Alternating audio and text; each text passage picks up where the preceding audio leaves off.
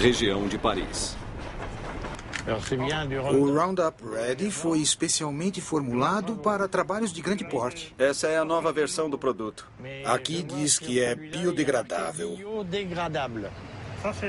É a versão anterior. Aqui não diz mais biodegradável, portanto não deve ser. É o mesmo produto. Acho que não podem mais usar esse termo. Não deve ser realmente biodegradável. Cuidado para não espirrar no meu rosto. Fique tranquilo, não sou assassino. Iowa, Estados Unidos. Tenho certeza que esta soja Roundup Ready já está pronta para ser colhida. Os grãos estão com cerca de 11,5% de umidade, portanto estão perfeitos para a colheita. A primeira vez que ouvi falar sobre a soja Roundup Ready foi em uma revista de agricultura há uns 8 anos, e parecia uma inovação. A soja tem uma proteína inserida geneticamente na planta para ser resistente ao herbicida Roundup. O Roundup é pulverizado nas plantas e há muitas vantagens. Se olhar para o meu campo, não verá ervas daninhas. Seguindo criteriosamente as instruções da embalagem, o Roundup não é prejudicial para os seres humanos, animais e nem para o meio ambiente. A marca registrada Monsanto é produzida na Bélgica. Não jogue o herbicida nos caracóis, senão não poderei comê-los. Cuidado com os morangos. Eu diria que os agricultores europeus deveriam experimentar a tecnologia Roundup Ready. Sinceramente, é boa para o meio ambiente, é um sistema sustentável. Então, experimente.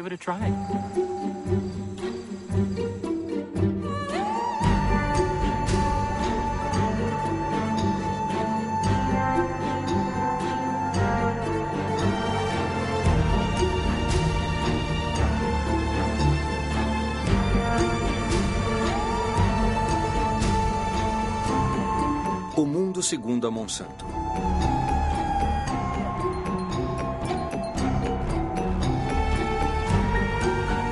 Propriedade particular. Não ultrapasse.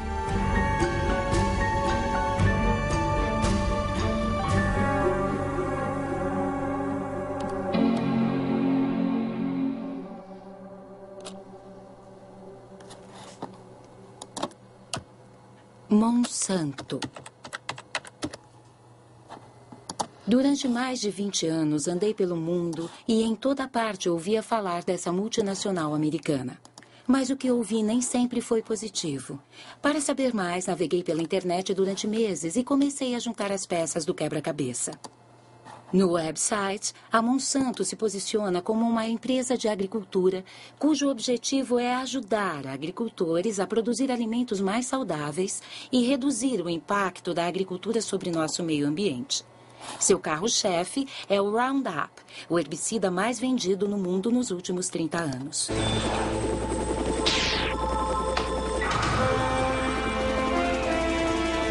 Uma aplicação. Adeus ervas daninhas. Roundup. A Monsanto também é a líder mundial em biotecnologia. 90% dos organismos transgênicos do planeta pertencem a ela. A maioria foi modificada geneticamente para resistir à aplicação do Roundup. É o caso da soja Roundup Ready. St. Louis, Missouri, Estados Unidos.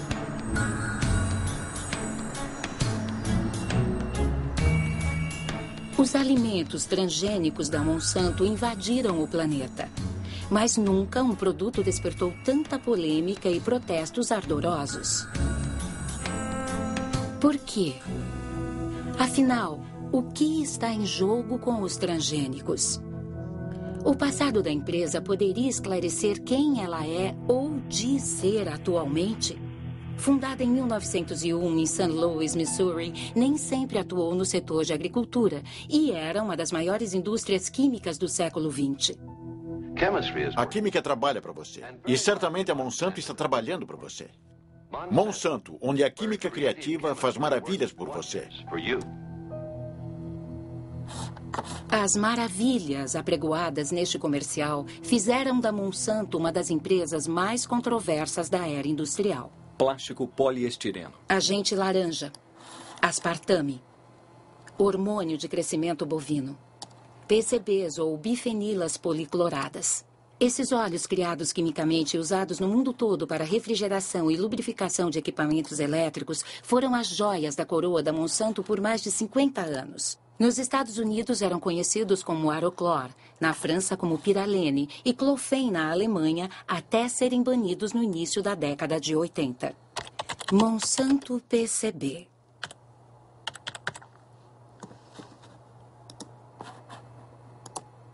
Um artigo de 2002 do Washington Post denuncia: a Monsanto escondeu décadas de poluição. Isso aconteceu em Anniston, no Alabama. Anniston, Alabama, Estados Unidos.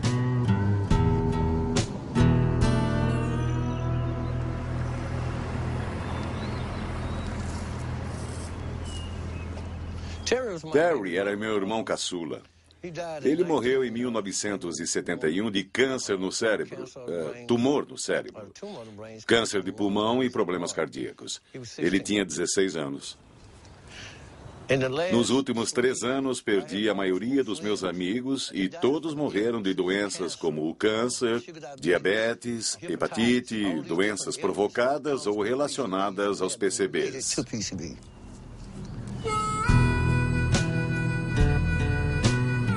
Esta é a rodovia Monsanto.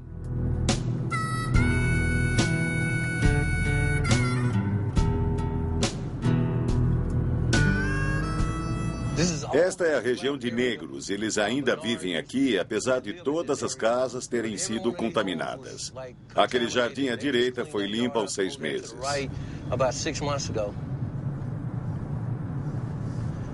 Tudo isso eram lares. As pessoas viviam aqui, mas tiveram que se mudar. Digo, as casas foram demolidas.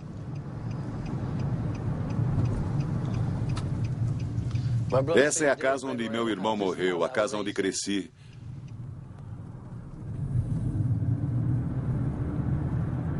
Está vendo ali? Eles enterraram PCBs por lá. A Monsanto tinha autorização para enterrar PCBs em Anniston. Esse é o córrego Snow Creek, aqui onde cimentaram. Os PCBs que a fábrica despeja vêm até aqui. É lixo tóxico e nunca disseram a ninguém, mas disseram ao Estado. O Estado não nos avisou.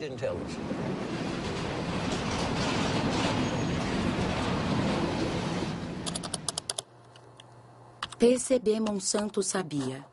Mas o que exatamente?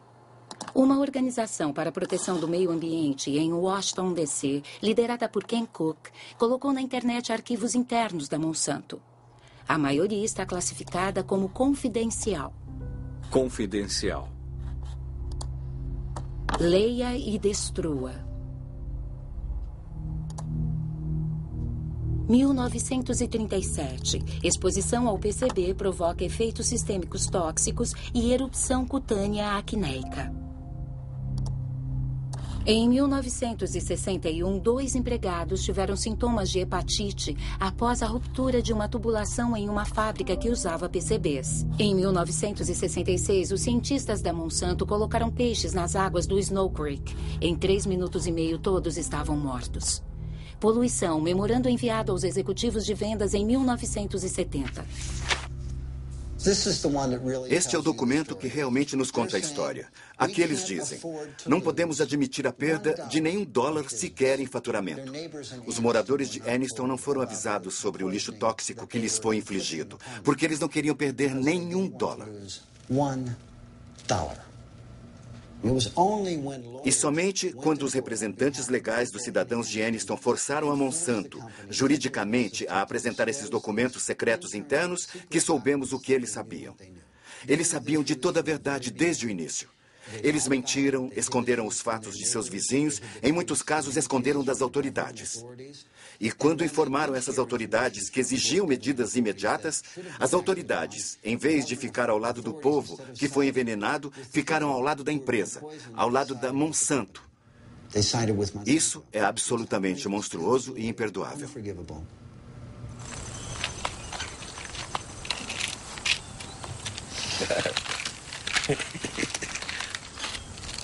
Estes são os remédios? São, e tem mais aqui. Qual o seu nível de PCB? 63,8 no sangue. No sangue. Se fizesse uma biópsia dele agora, provavelmente estaria acima do limite em 3 ou 4 mil partes por bilhão ou mais. Qual o nível aceitável? Aceitável são 2 partes por bilhão. É o padrão em todo o mundo. Mas aqui nós temos mais PCBs em nosso sangue, em nosso corpo, do que qualquer outra pessoa no mundo inteiro. É comum aqui conversar sobre o nível de PCBs das pessoas? Todos conversamos sobre isso, porque é uma preocupação de toda a família. As crianças me perguntam, Sr. Baker, meus testes disseram que tenho 3 partes por bilhão no meu sangue. Quanto tempo acha que ainda me resta? É uma história horrorosa. Mas o que os cientistas acham disso? Na internet encontramos inúmeros artigos sobre os efeitos dos PCBs na saúde humana. David Carpenter é um dos mais qualificados especialistas neste campo. Foi ele que realizou os testes com os cidadãos de Anniston. Todos temos PCBs em nossos organismos. Os ursos polares e os pinguins têm PCBs. E o que aconteceu é que antigamente havia apenas alguns locais em que os PCBs eram despejados. Mas com o tempo foram para o ar, para a água, e o resultado é que atualmente o mundo inteiro está contaminado com PCBs. A questão é que muitas doenças são provocadas por PCBs. A que todo mundo conhece é o câncer. Reunião dos moradores de Anniston expostos aos PCBs.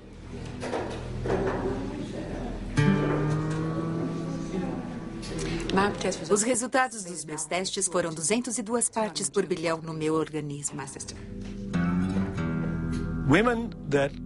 Mulheres com PCBs em seus corpos dão à luz a crianças com grave retardamento mental.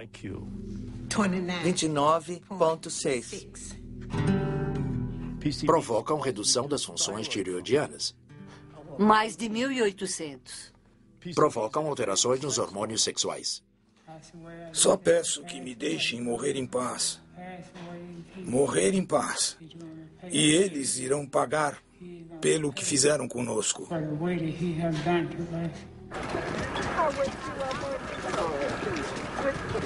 Em 2001, 20 mil cidadãos de Anniston moveram 2 processos contra a Monsanto. A Monsanto e sua subsidiária Solutia fizeram um acordo de $700 milhões para compensar as vítimas, limpar o solo e construir um hospital especializado. Mas nenhum executivo da Monsanto foi processado. Para fazer justiça. Pelas leis americanas, na maioria das vezes, é muito raro que os executivos dessas empresas sejam responsabilizados criminalmente. Para isso, temos o sistema civil, os tribunais cíveis, onde os fazemos pagar. Mas a verdade é que as compensações que as empresas pagam, décadas depois, são uma fração de seus lucros. Por isso, vale a pena manter esses problemas em segredo. E nos perguntamos o que estarão escondendo nesse exato momento. Devo dizer, não podemos jamais confiar em uma empresa como a Monsanto para falar a verdade sobre a poluição ou sobre produtos. Não podemos confiar neles. Ken Cook diz que não podemos confiar em uma empresa como a Monsanto. E no caso do Roundup, o herbicida preferido mundialmente usado tanto por jardineiros quanto por agricultores? De que se trata exatamente?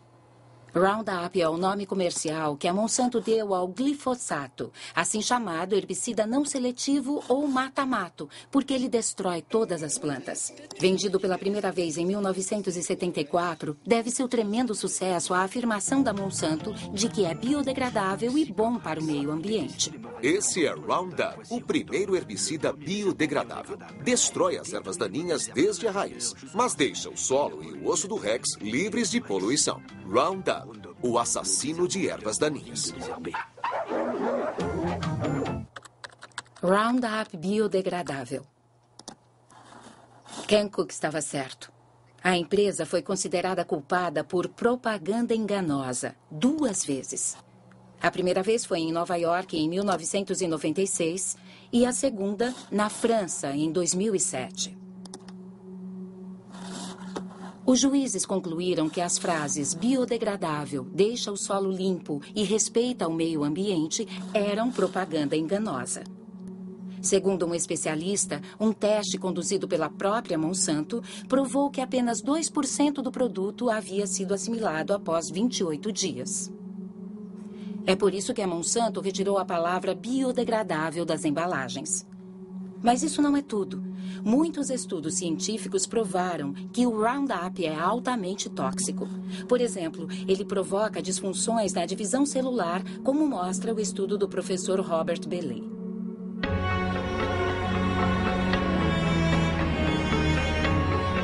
Observatório Oceanológico Roscoff, França. O professor Bellet trabalha no Centro Nacional de Pesquisa Científica e no Instituto Pierre e Marie Curie, na França. Ele estuda os efeitos do Roundup em ovos fertilizados de ouriços do mar. A grande surpresa é que o Roundup afeta a divisão celular. Vimos que o Roundup afeta um processo essencial da divisão celular. Não a divisão celular propriamente dita, mas os mecanismos que comandam a divisão celular. É preciso entender como as células se tornam cancerígenas. No início, todas as células são benignas e então, em certo momento, começam a ocorrer modificações nas células que as tornam instáveis sob o ponto de vista genético. Essa foi a primeira disfunção que observamos no Roundup. É por isso que consideramos que o Roundup provoca os primeiros estágios que levam ao câncer. Tivemos muito cuidado em não dizer que ele não provoca o câncer, porque talvez esse câncer não se desenvolva durante 30, 40 anos. Instabilidade genética. E o câncer começou. Mas ficou clara imediatamente a importância dessas descobertas para os usuários do produto. Especialmente porque a dosagem que testamos foi muito inferior à que as pessoas usam normalmente. Sabíamos que precisávamos alertar a população imediatamente e pensei que o melhor caminho seria comunicar à administração. Então fiquei chocado, muito chocado, porque me mandaram ficar calado sobre o que está por trás dos alimentos transgênicos. Que testemunho inacreditável! A toxina do Roundup foi ocultada para não prejudicar o desenvolvimento dos transgênicos. Vamos voltar então para a criação dos transgênicos. Segundo o site da Monsanto, a soja Roundup Ready foi lançada no mercado em 1996, quando os primeiros cultivos foram aprovados nos Estados Unidos.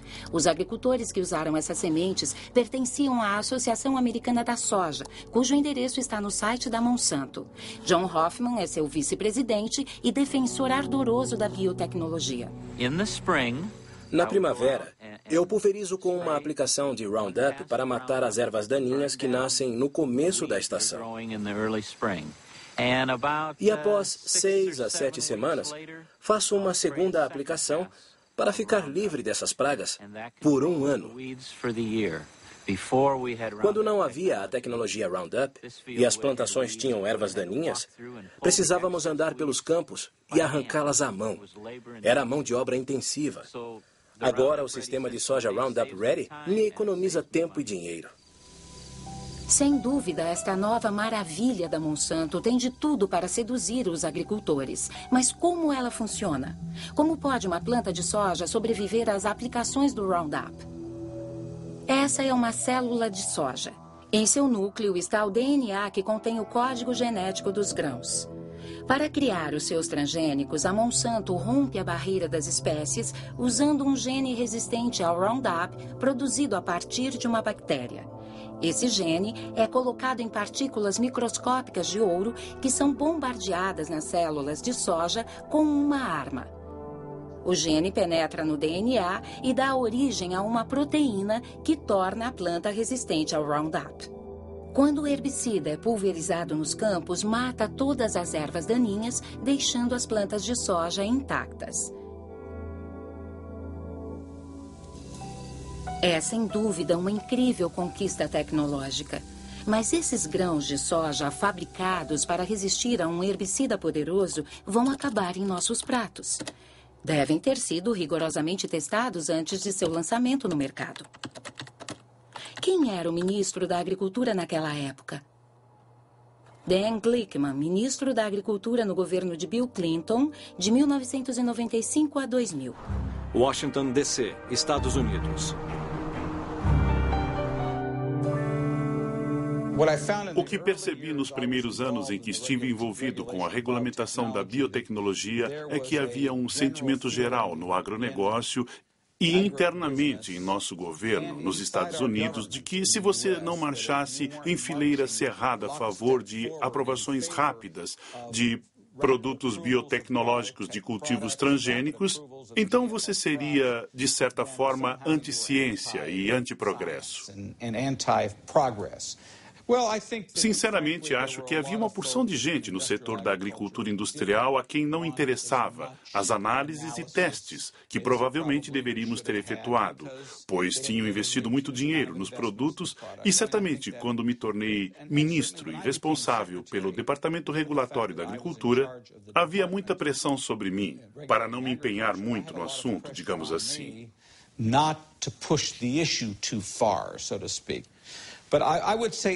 Quando abri minha boca na administração Clinton, fui criticado, não só pela indústria, mas também por algumas pessoas do governo.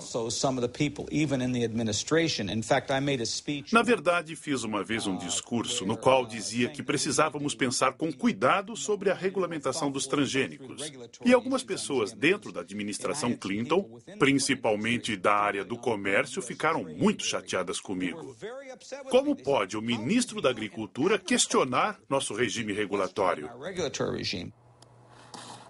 Isso mostra que nos Estados Unidos o ministro da Agricultura não tem a menor chance contra as multinacionais. Mas como foi a regulamentação dos transgênicos nos Estados Unidos?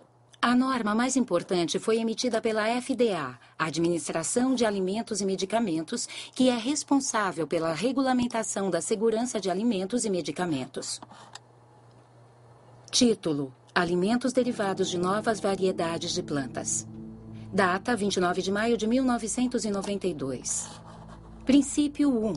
Os alimentos obtidos a partir de modificações genéticas são regulamentados segundo as normas já existentes aplicáveis aos alimentos produzidos a partir do cultivo tradicional. Obviamente, a FDA decidiu não criar uma nova categoria específica para os transgênicos. Para mais informações, contatar James Mariansky, que chefiava o Departamento de Biotecnologia na época.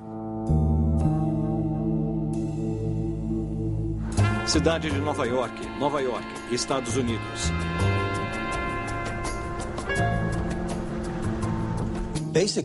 Basicamente, o governo decidiu não criar novas leis por considerar que as já existentes atendiam às necessidades das agências responsáveis pela regulamentação das novas tecnologias. Isso quer dizer que a Casa Branca pediu à FDA para criar uma política onde os transgênicos não seriam submetidos a normas regulatórias específicas? E que essa decisão foi política e não baseada em dados científicos?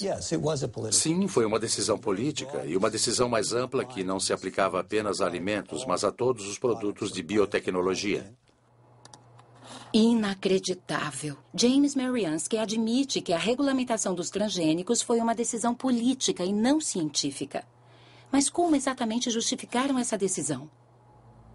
Princípio 2. Os componentes dos alimentos obtidos a partir de modificações genéticas são os mesmos ou substancialmente similares aos elementos encontrados nos alimentos tradicionais. Em outras palavras, a FDA considera que uma planta geneticamente modificada é equivalente a uma convencional. O princípio, que denominaram equivalência substancial, foi adotado em todo o mundo e é hoje o cerne do debate entre os defensores da biotecnologia e os adversários dos transgênicos. Como pôde a FDA decidir que uma planta transgênica é idêntica a uma planta convencional? O que sabemos é que os genes introduzidos nos grãos hoje, usando biotecnologia, produzem proteínas muito similares às que consumimos há séculos. Essa é a posição oficial da FDA sobre o assunto, contestada por Jeffrey Smith, autor de vários livros sobre transgênicos. Michael Hansen, perito científico da Associação dos Consumidores dos Estados Unidos, e pelo escritor Jeremy Rifkin, que foi o primeiro a denunciar o princípio da equivalência substancial. Os cultivos transgênicos são uma realidade graças à manobra da FDA. Eles disseram que os alimentos não eram diferentes. Usaram as expressões substancialmente equivalente, não significativa ou uniformemente diferentes e acabaram chegando a uma terminologia conhecida, geralmente reconhecida como segura, ou GRAS. Para alguma coisa ser geralmente reconhecida como segura, é necessário que haja a publicação e revisão científica de inúmeros estudos, além de consenso absoluto na comunidade científica.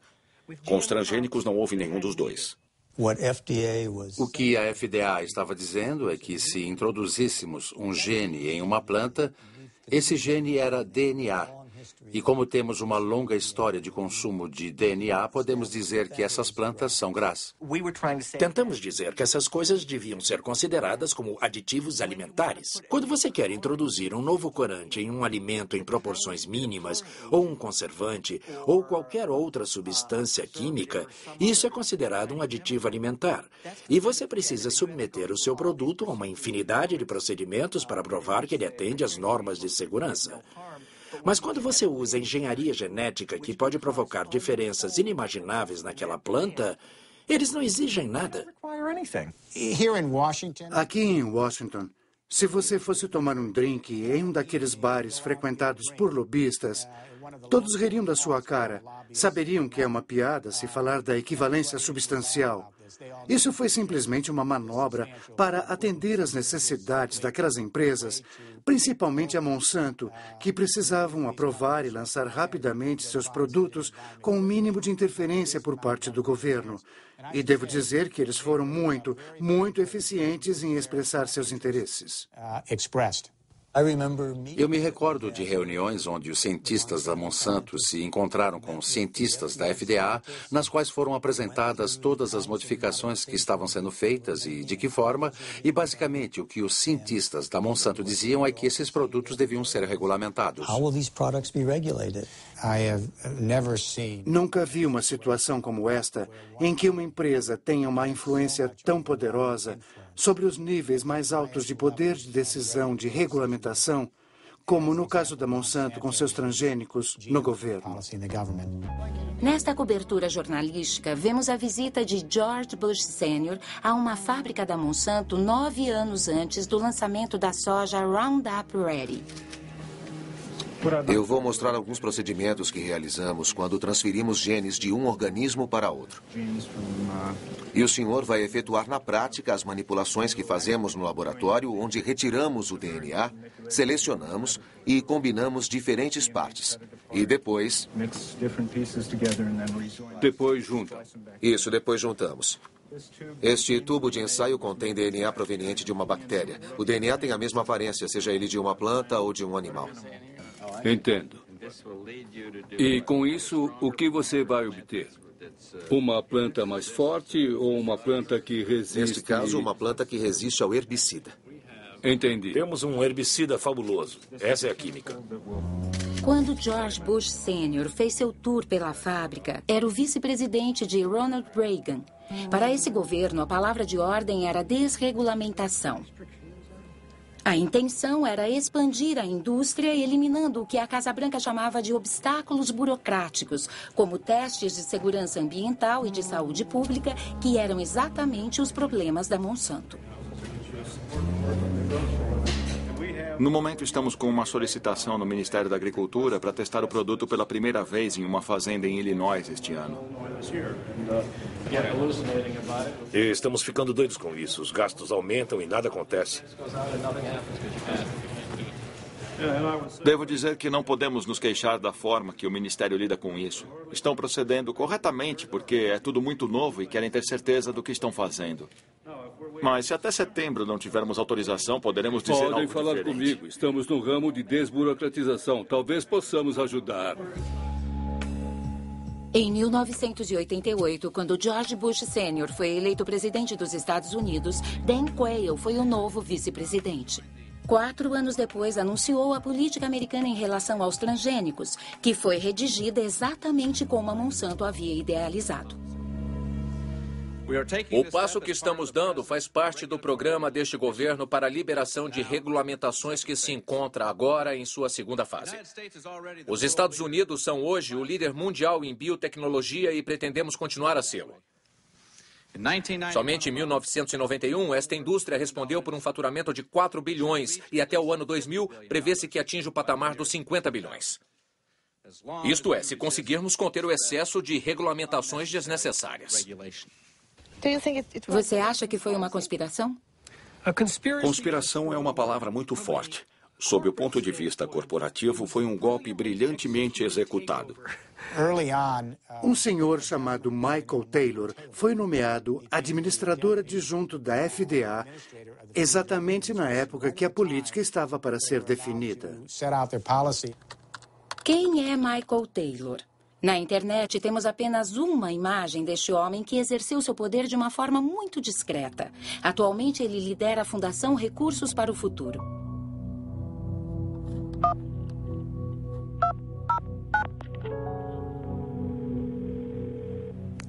Alô, aqui é Marie Monique. Alô, aqui é Michael Taylor. Minhas perguntas são sobre sua atuação na FDA. Antes de ser contratado pela FDA, o senhor trabalhou como advogado da Monsanto por vários anos, não foi? Eu era sócio de um escritório de advocacia do qual a Monsanto era cliente. Tive a oportunidade de trabalhar em muitos assuntos da Monsanto, sim. E se eu entendi bem o que li, a FDA criou um cargo especialmente para o senhor, comissário adjunto para a política. Bom, Porque era especialmente importante na FDA naquela época devido aos novos transgênicos. Não teve nada a ver com os transgênicos. Absolutamente nada. Eu nem fui o autor dessa política. Isso não é verdade. Ele foi para a FDA em julho de 1991. Até lá, ele trabalhou em um escritório de advocacia, o King & Spalding. Entre seus clientes pessoais estavam não só a Monsanto, mas também o Conselho Internacional de Biotecnologia Alimentar, IFBC, para quem ele redigiu uma proposta de como os alimentos transgênicos deveriam ser regulamentados. Se você comparar a proposta que foi escrita por Michael Taylor para o IFBC com a política publicada pela FDA, verá que são muito similares. Então, se ele não a escreveu, parece que alguém pegou o que ele tinha escrito e fez pequenas alterações para a política. O Sr. Taylor era o comissário adjunto na época e o responsável por assegurar a liderança para o projeto. Como uma espécie de chefe, de líder, um elaborador da política, assegurar que o projeto fosse finalizado. A Monsanto jogou suas cartas muito bem, tanto do ponto de vista político quanto regulatório. Eles tiveram um papel fundamental para a aprovação do hormônio de crescimento bovino e também para a forma como a questão da engenharia genética foi conduzida. Michael Hansen acabou de mencionar o hormônio de crescimento bovino. O que vem a ser isso? Trata-se de um hormônio transgênico que, injetado nas vacas, aumenta a produção de leite em 20%. Seria um eufemismo dizer que recebeu algumas críticas.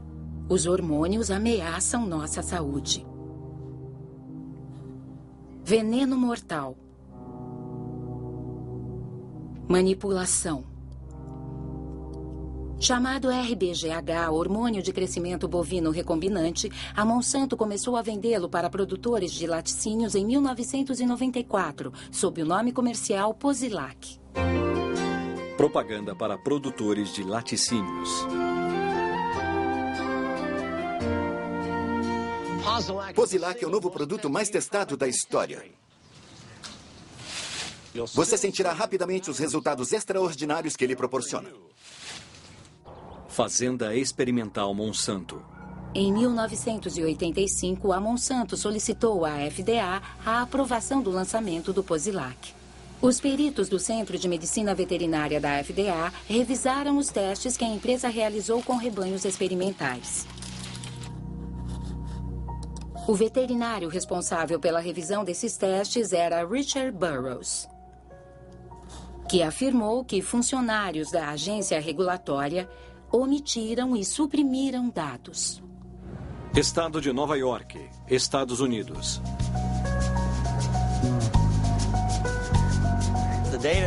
Os dados que a Monsanto nos apresentou não estavam completos. Faltavam várias informações importantes para a indústria de laticínios. Eles não abordavam questões importantes como a incidência de doenças como a mastite, que é uma infecção nas glândulas mamárias, e problemas de reprodução.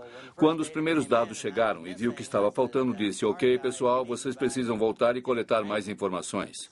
Isso deve ter atrasado o projeto em uns 2 ou 3 anos. O senhor informou a FDA sobre suas preocupações? Eles simplesmente me deixaram de lado. Meu chefe entrou para o projeto, outros mais ligados a ele entraram no projeto e eu simplesmente deixei de ter acesso às informações. Mesmo coisas que eu havia pedido, como a avaliação da incidência da mastite, eu nunca cheguei a ver.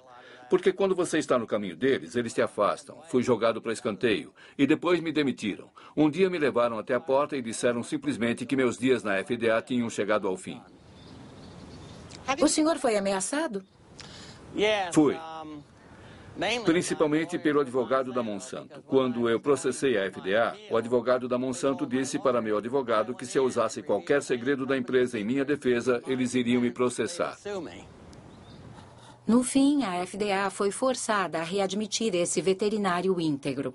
Mas depois, desiludido, Richard Burroughs acabou pedindo demissão. A internet também menciona arquivos confidenciais que teriam sido roubados da FDA e enviados ao Dr. Samuel Epstein, chefe da Coalizão para a Prevenção de Câncer. Chicago, Illinois, Estados Unidos.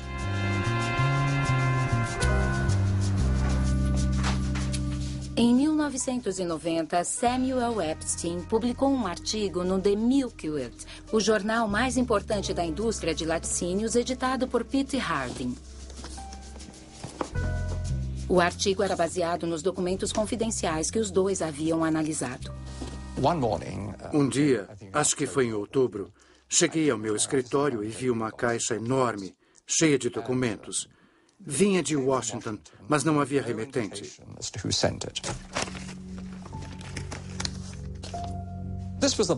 A caixa continha arquivos de todos os registros da Monsanto que haviam sido apresentados à FDA sobre os testes veterinários realizados nos últimos 6 anos. Isso foi muito divertido. Muitos dos documentos eram documentos originais e, como diz aqui, confidenciais. Contém informações confidenciais que não podem ser reproduzidas, reveladas a pessoas não autorizadas ou enviadas para fora da companhia sem expressa autorização. Como jornalista investigativo, esse é o tipo de matéria que adoro escrever. Com a revelação dessa informação, a Monsanto e a FDA ficaram muito irritadas. Porque pudemos concluir que haviam alterações fisiológicas seríssimas nos animais submetidos ao tratamento com hormônios, quando comparados com os outros animais do grupo de controle.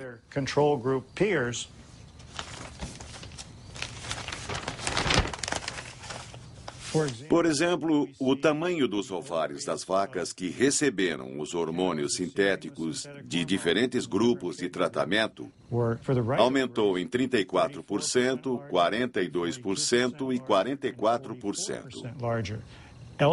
Os arquivos roubados também demonstram a ocorrência de graves problemas de reprodução. O que dizem os funcionários da Monsanto? Os dados são conclusivos. Nós fornecemos os dados brutos e o sumário analítico, que não foi feito por nós, para embasar a autorização. Todas as autoridades de saúde que analisaram o hormônio o consideraram absolutamente seguro para os consumidores. Para a Monsanto, o hormônio não é apenas seguro, mas também é benéfico para os consumidores. Como a composição química do leite não se altera com o Posilac, as propriedades de produção e gosto do produto permanecem as mesmas. É inverídico, é uma tremenda mentira. Use o adjetivo que quiser. É um produto muito diferente de diversas formas. Primeiro, há uma elevada incidência de mastite nas vacas. E há pus no leite. Depois há os antibióticos, dados às vacas para tratar a mastite. Então pode haver a presença de uma ampla gama de antibióticos no leite. Além disso, mas muito importante, há uma elevação considerável nos níveis de IGF-1, fator de crescimento de insulina símile 1. Nos últimos anos, foram realizados cerca de 60 estudos demonstrando a correlação entre índices elevados de IGF-1 e os cânceres de mama, de cólon e de próstata. Absolutamente inacreditável. Será que outros países aprovaram o RBGH? Parece que o hormônio foi banido na Europa e no Canadá. Canadá? Estranho, porque as autoridades canadenses costumam adotar como modelo as decisões da FDA. RBGH. Escândalo no Ministério da Saúde do Canadá. Monsanto acusada de tentar subornar o Ministério da Saúde canadense para a aprovação do RBGH. Eu, Margaret Haydon, prometo dizer a verdade. Em outubro de 1998, 3 cientistas do Ministério da Saúde do Canadá testemunharam em uma comissão do Senado para impedir a aprovação do hormônio transgênico. O escândalo tornou-se público graças ao Dr. Shiv Chopra, que o denunciou. Toda a verdade, nada mais que a verdade. Que Deus me ajude. A pergunta que eu me fazia era qual a verdade que eu deveria contar. A que eu conheço ou a que o ministro está me mandando contar? Este era o meu conflito. O que quero saber é, a Monsanto fez lobby com algum de vocês? Qualquer um? Doutora Haydon? Eu participei de uma reunião, acho que foi em 1989 ou 90, com representantes da Monsanto, meu supervisor, Dr. Grenon, e meu diretor, o Dr. Messier. Nessa reunião, esta empresa fez uma oferta de 1 a 2 milhões de dólares. Não sei o que aconteceu depois, mas no final dessa reunião, meu diretor disse que informaria os seus superiores sobre o ocorrido. E como reagiu a Monsanto? Bom, a Monsanto não negou que fez a oferta de 1 a 2 milhões de dólares nessa reunião.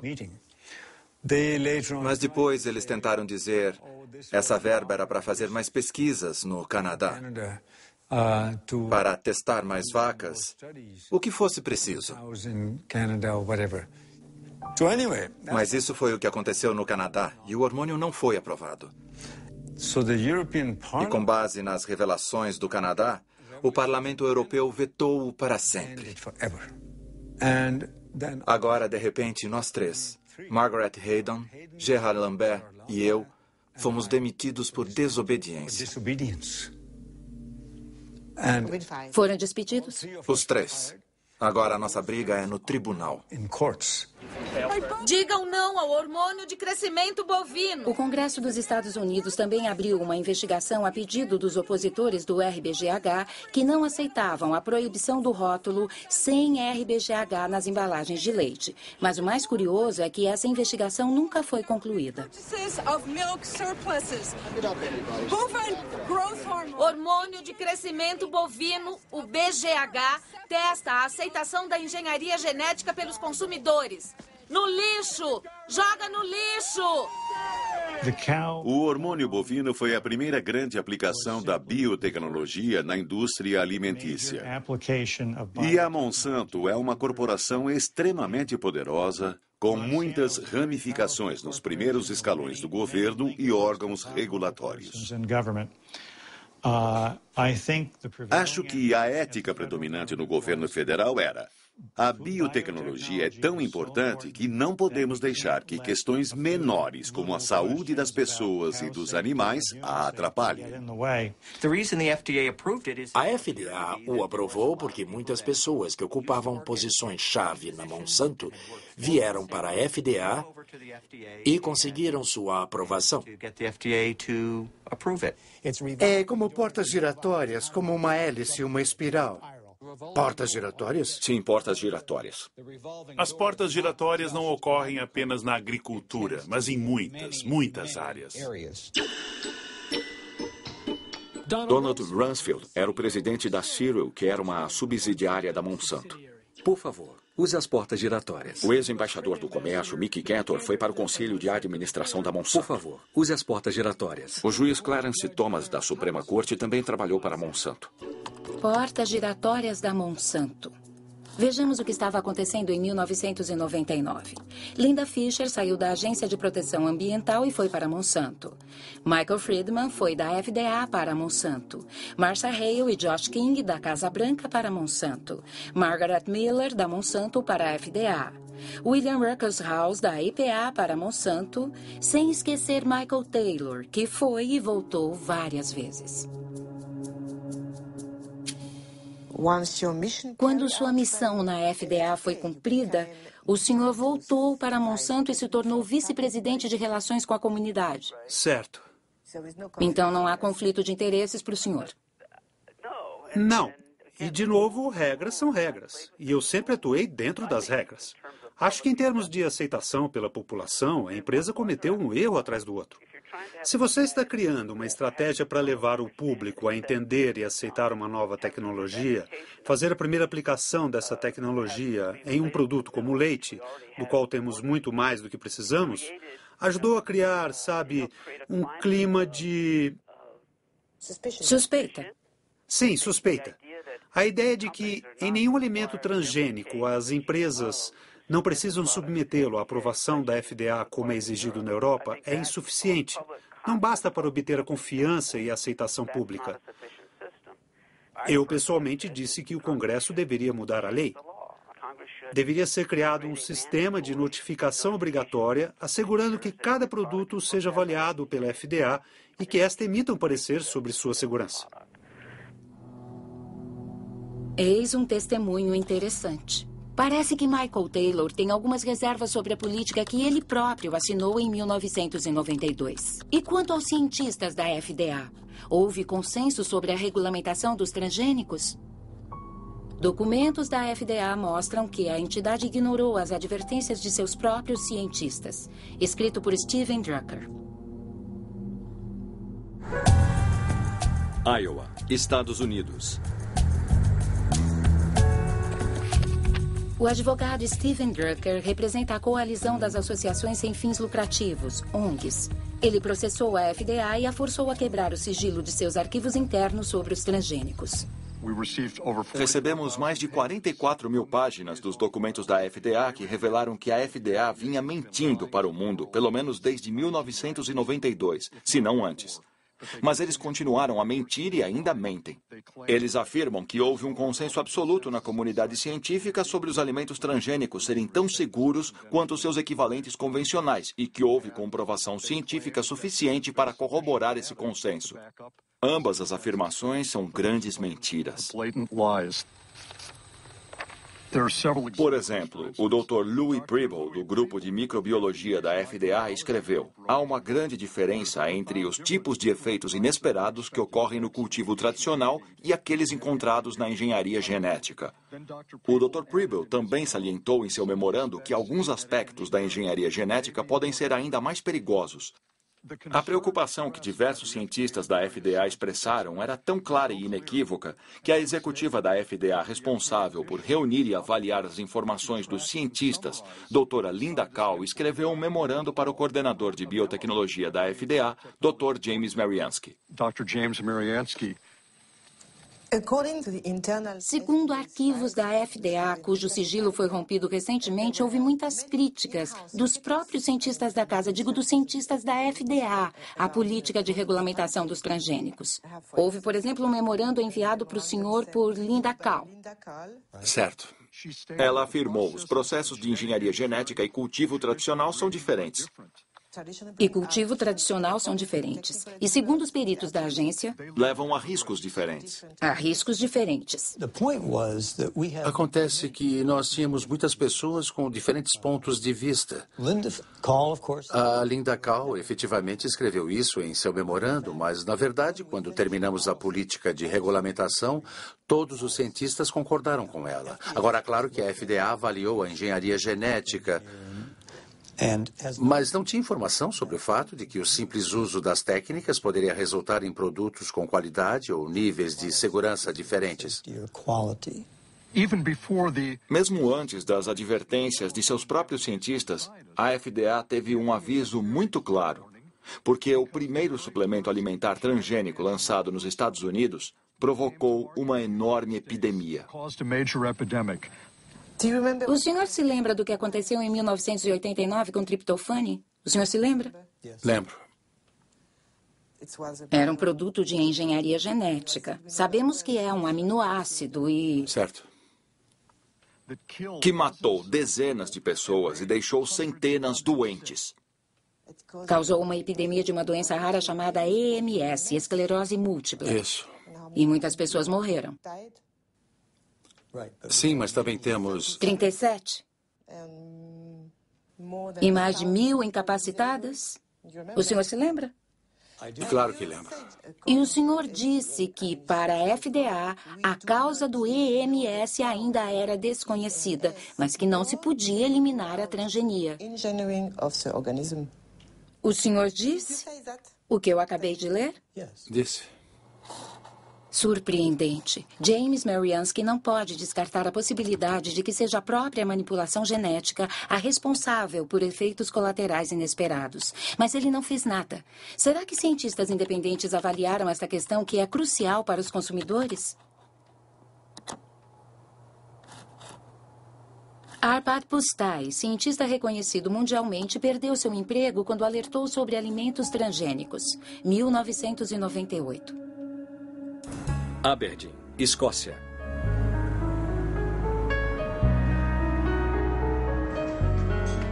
Arpad Pusztai trabalhava para o Instituto de Pesquisa Rowett, na Escócia. A pedido do ministro da Agricultura, dirigiu um estudo sobre batatas transgênicas, contando com uma verba de mais de 2 milhões de euros e uma equipe de 30 pesquisadores, com o objetivo de preparar a chegada dos alimentos transgênicos na Grã-Bretanha. Estávamos todos muito entusiasmados. Eu estava entusiasmado. O ministro da Agricultura pensava que se fizéssemos um estudo que contemplasse todos os aspectos, então isso seria um aval para quando os transgênicos chegassem ao nosso mercado. Poderíamos dizer que uma das instituições de pesquisa mais conceituadas e isentas da Europa os tinha avaliado e considerado seguros. Arpad Pusztai é especialista em lectinas. Essas proteínas atuam como inseticidas protegendo plantas contra pulgões. Os cientistas do Rowett criaram batatas que eram resistentes a pulgões, introduzindo em cada uma o gene responsável pela produção de lectina. Mas antes haviam se certificado de que, em seu estado natural, as lectinas propriamente ditas não apresentavam riscos para a saúde. Em seguida, as batatas transgênicas foram testadas em ratos. Tivemos dois resultados. Primeiro, houve um aumento de uma resposta proliferativa nas células das vísceras. Isso é indesejável, porque é possivelmente... Eu não estou dizendo que é cancerígeno, mas pode ter um efeito coadjuvante em um tumor induzido quimicamente. Outro efeito é que o sistema imunológico disparou. E isso nós não sabíamos se era bom ou ruim. Mas, com certeza, as batatas transgênicas foram reconhecidas como um corpo estranho. E estávamos convencidos que a inserção causava o problema, e não o transgene em si. Porque o transgene, mesmo em concentrações 800 vezes superiores, isoladamente não provocava nenhum problema. E esse era um ponto extremamente importante, porque naquele exato momento a FDA estava falando sobre uma tecnologia neutra. E o que dissemos, o que publicamos, e foi efetivamente confirmado, é que o problema não era o transgene, mas a tecnologia era o problema. Bem, os primeiros carregamentos de soja transgênica estavam chegando à Grã-Bretanha. Os superiores de Arpad Pusztai autorizaram-no a conceder uma entrevista à BBC. Como cientista, trabalhando ativamente no campo da pesquisa, eu posso dizer que considero extremamente injusto que os cidadãos britânicos sejam usados como cobaias. Eles jamais me perdoarão por isso. A Monsanto entendeu logo a importância de nossas conclusões, não tenha dúvida disso. Eles já sabiam dessas conclusões mesmo antes da entrevista ir ao ar, porque a Secretaria da Agricultura da Escócia recebia muito dinheiro da Monsanto. E eles não demoraram para entender as implicações de nossos resultados. Um dia após a transmissão da entrevista, o Dr. Arpad Pusztai foi demitido e a equipe de pesquisa desfeita. O Dr. Stanley Ewing era o responsável pela avaliação dos efeitos das batatas transgênicas nos órgãos internos dos ratos. Ele não tem mais nenhuma ilusão sobre a independência da pesquisa científica. Eu estava muito zangado e muito preocupado. Era como se o mundo todo estivesse sumindo sob os meus pés. O que estava acontecendo, afinal? Começaram a atingir a reputação de Stanley, a desacreditá-lo. Ele foi forçado a se aposentar. Foi desacreditado na universidade. O senhor também? Sim. Foi um período muito difícil. Pois é, e um dia meu trabalho era maravilhoso, no dia seguinte era uma porcaria. Eu tinha uma ou duas ideias sobre o que estava acontecendo, mas nada de concreto. E continuei sem saber exatamente o que havia acontecido até 8 anos atrás, quando encontrei uma pessoa do Rowett, o Dr. Roy, em um jantar dançante a que compareci. O Dr. Roy estava na mesa ao lado da minha e acabei comentando com ele. Não é uma coisa horrível o que aconteceu com o Arpad? E ele respondeu, pois é, e você sabe que houve não um, mas 2 telefonemas do gabinete do primeiro-ministro para o diretor? E aí, é claro, entendi claramente o que havia acontecido. Era uma coisa supranacional, por assim dizer, uma pressão sobre o governo de Tony Blair para acabar com este trabalho que, para os americanos, ameaçava sua base industrial. A indústria de biotecnologia, para ser mais exato. O escândalo de Arpad Pusztai deflagrou uma rejeição em massa dos transgênicos na Grã-Bretanha, sob a liderança do Greenpeace. Um ano mais tarde, Robert Shapiro, presidente da Monsanto naquela época, concordou em participar de uma teleconferência organizada pelo Greenpeace. Estas são as únicas imagens disponíveis do ex-presidente, que levou a empresa para a era da biotecnologia com o slogan Alimentação, Saúde e Esperança. A Monsanto fez investimentos vultuosos e não mediu esforços para colocar os seus produtos em todos os cantos do globo com o apoio irrestrito de multinacionais de produtos alimentícios, distribuidores, empresas de comunicação, organismos regulatórios e até de governos. Para nós, vocês não agem como uma empresa de vida e esperança, mas sim como intimidadores e agressores tentando nos impor seus produtos à força. Só tenho a dizer que se sou intimidador e agressor, não tenho tido muito sucesso. Mas preciso enfatizar que a biotecnologia é uma ferramenta. Por si só, a biotecnologia não é boa nem má. Ela pode ser usada bem ou mal. Os produtos hoje disponíveis no mercado foram avaliados mediante os processos de regulamentação que a sociedade estabeleceu para determinar não apenas sua segurança, mas também a proteção do meio ambiente pelos produtos em si.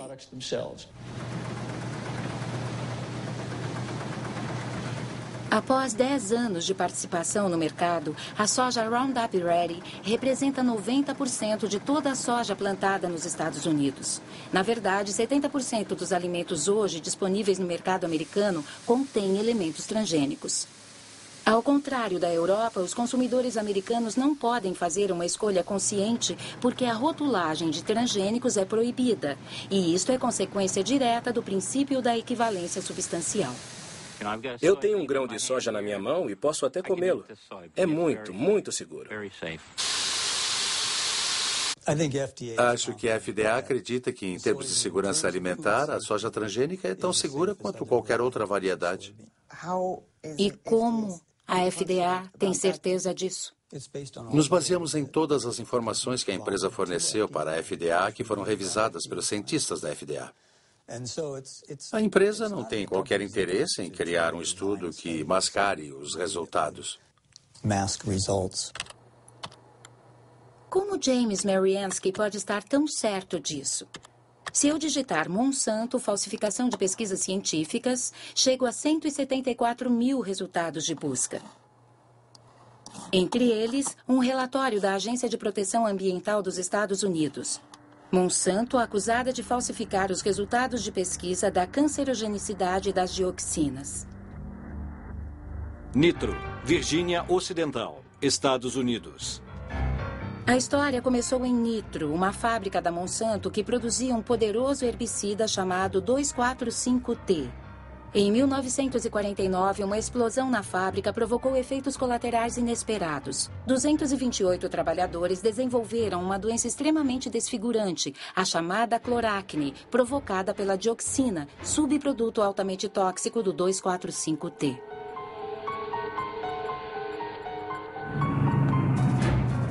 O 2,4,5-T também era o principal elemento do agente laranja, usado pelo exército dos Estados Unidos durante a Guerra do Vietnã. Durante a guerra, 40 milhões de litros de agente laranja, contendo cerca de 400 quilos de dioxina pura, foram pulverizados nas árvores do sul do Vietnã. 3 milhões de pessoas foram contaminadas, incluindo milhares de soldados americanos. Após 40 anos do fim da guerra, a dioxina continua a fazer vítimas. Hoje sabemos que este veneno provoca câncer e sérias malformações genéticas. Hospital Tudu, cidade de Ho Chi Minh, Vietnã.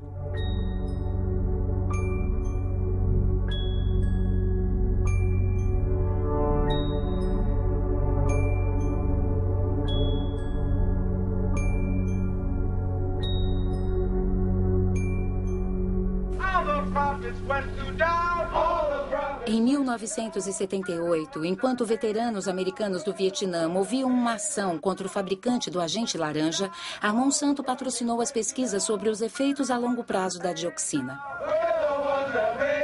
A empresa pagou cientistas para comparar a saúde dos trabalhadores expostos durante o acidente da Nitro, 30 anos atrás, com a saúde de trabalhadores não expostos.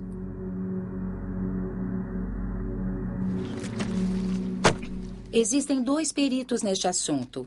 William Sanjur, que dirigiu a divisão de lixo tóxico da EPA, Agência de Proteção Ambiental, e Gerson Smoger, um advogado que representa os veteranos do Vietnã.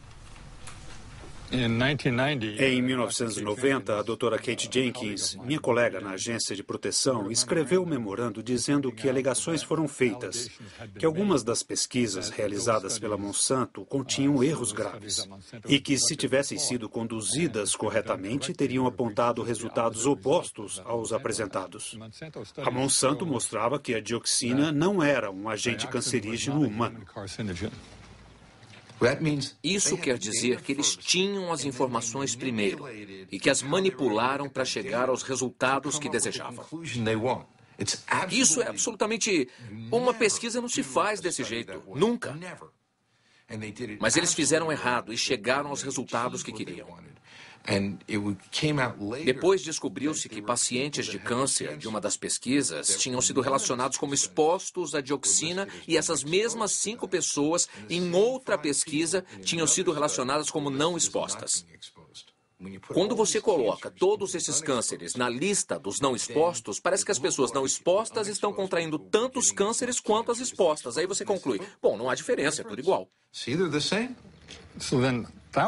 Assim, milhares e milhares de veteranos não receberam qualquer compensação pela exposição ao agente laranja. Então, todas as políticas nos Estados Unidos foram afetadas por essas pesquisas por 7 a 9 anos.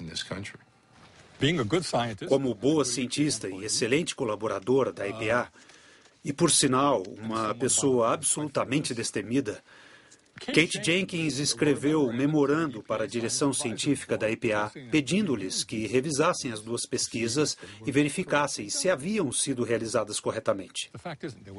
O fato é que não houve qualquer investigação da Monsanto. Ela não existiu. Ninguém verificou as pesquisas. Ninguém. Ponto final.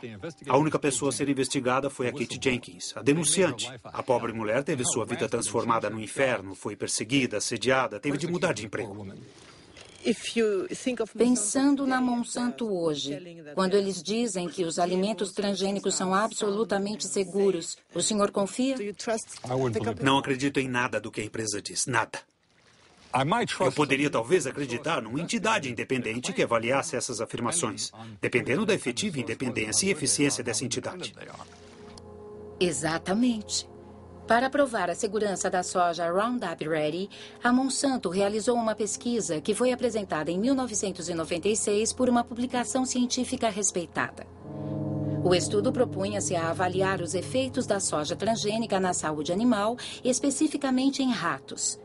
E foi cuidadosamente revisto por um cientista dinamarquês já falecido e por um especialista norueguês, Ian Prime.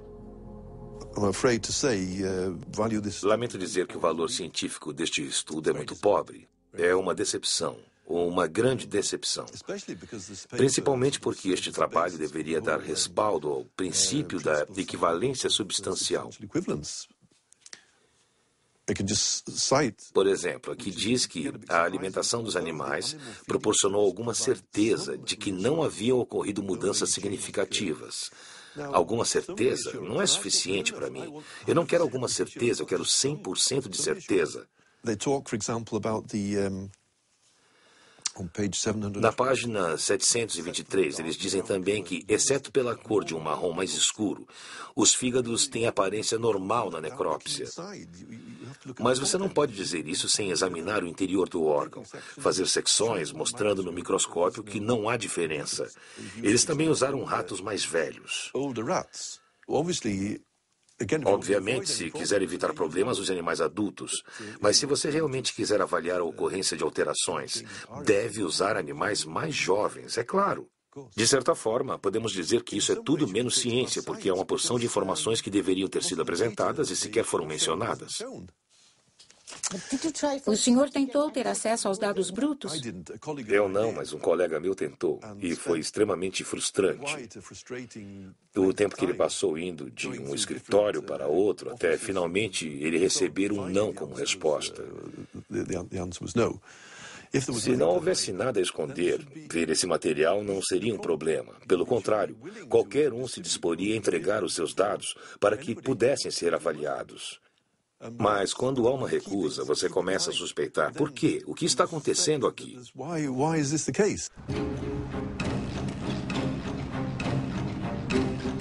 Uma coisa é certa. Graças a esta pesquisa tão limitada, os transgênicos da Monsanto invadiram o mundo.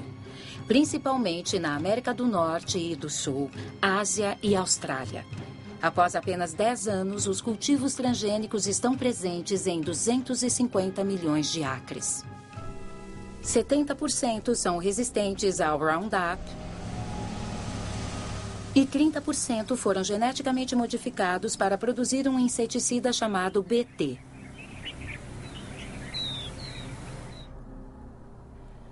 A partir de 2001, a empresa passou a publicar anualmente um documento intitulado O Nosso Compromisso, uma espécie de declaração ética na qual a Monsanto procura justificar suas práticas comerciais.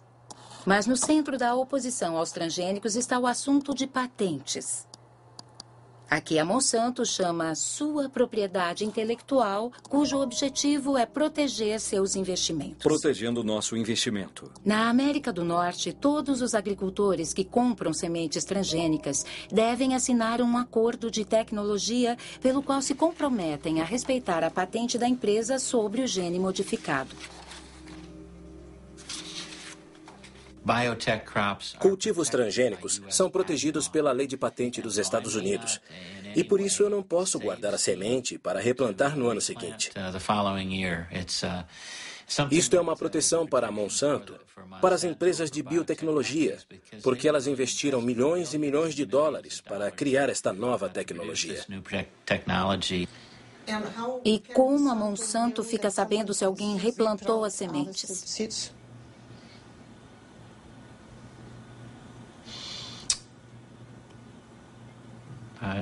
Não sei como responder a isso. Não sei como eles iriam saber se alguém replantou as sementes. É uma boa pergunta para a Monsanto. A questão é tão delicada que a Monsanto prefere evitá-la, fazendo fantásticas promessas. Nos casos em que haja o aparecimento não intencional de nossas variedades de sementes nos campos do agricultor, trabalharemos com esse agricultor para que a questão seja resolvida atendendo aos interesses de ambos, agricultor e a empresa. Mas a realidade é bem menos idílica. O Centro para a Segurança Alimentar em Washington, D.C., publicou um estudo sobre agricultores processados pela Monsanto por não terem respeitado a patente das sementes. Descobriu pelo menos 100 processos e muitas falências. Entre as vítimas, Troy Roush, um fazendeiro de Indiana. Indiana, Estados Unidos.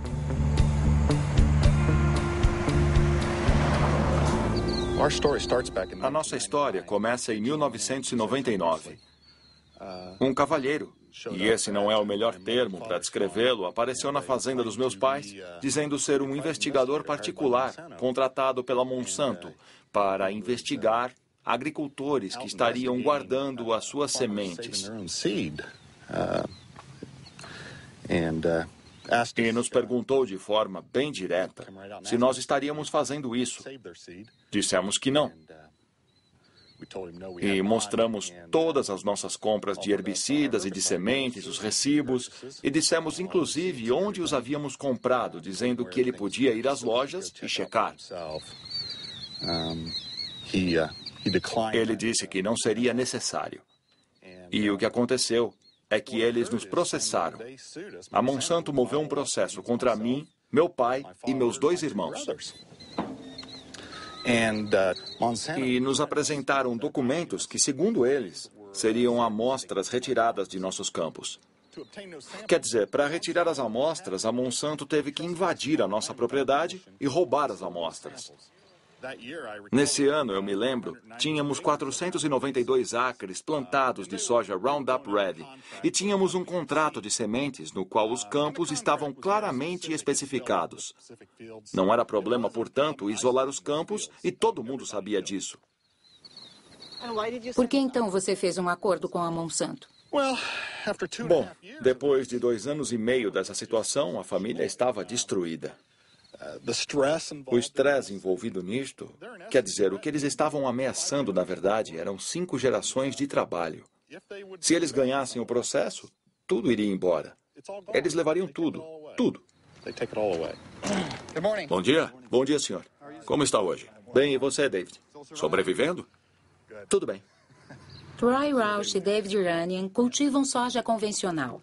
Eles foram vítimas da chamada polícia genética. Criada pela Monsanto para fazer valer a sua lei nos campos, a polícia genética aterroriza a América rural, onde os agricultores denunciam os métodos totalitários usados no mundo dominado pelo cultivo transgênico. Eu trouxe algumas fotos para te mostrar, Troy. Certo.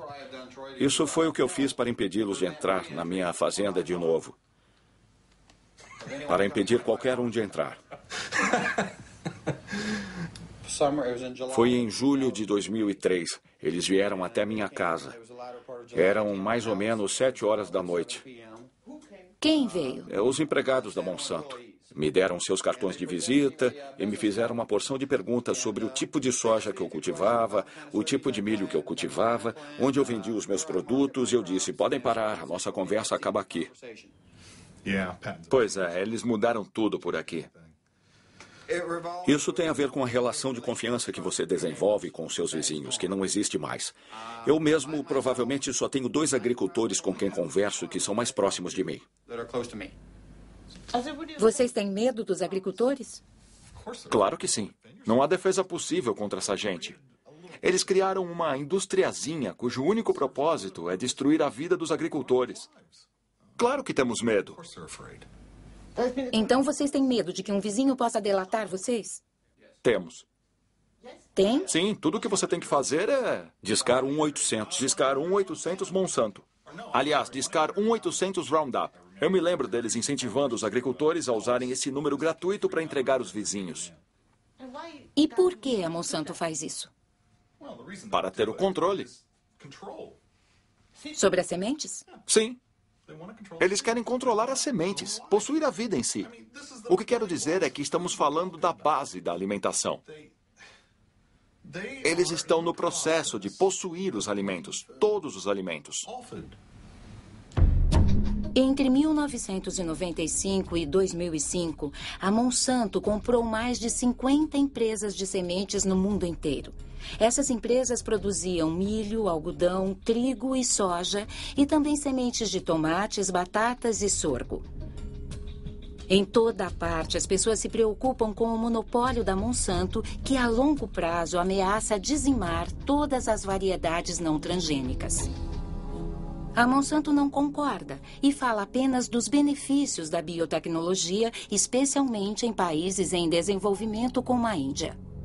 Os nossos produtos proporcionam benefícios econômicos significativos tanto para pequenos quanto para grandes agricultores. Em muitos casos, os agricultores obtêm cultivos com melhor qualidade e produtividade. Andhra Pradesh, Índia.